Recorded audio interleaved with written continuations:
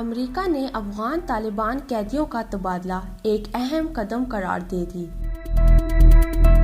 افغانستان کے لیے خصوصی امریکی مندوب زلمے خلیلزاد نے افغان حکومت اور طالبان کے درمیان قیدیوں کے پہلے باقاعدہ تبادلے کا خیر مقدم کرتے ہوئے اسے قیام امن کی راہ میں ایک اہم قدم قرار دیا ہے۔ زلمے خلیلزاد نے کہا کہ کرونا وائرس کی وبا کے خطرات کے پیش نظر بھی یہ بہت ضروری تھا۔ انٹرنیشنل ریڈ کراس کمیٹی کے مطابق طالبان نے اتوار 12 اپریل کو کابل حکومت کے قیدیوں کو رہا کیا تھا، جبکہ گزشتہ ہفتے افغان حکومت نے بھی سینکڑوں طالبان قیدیوں کو رہا کر دیا تھا۔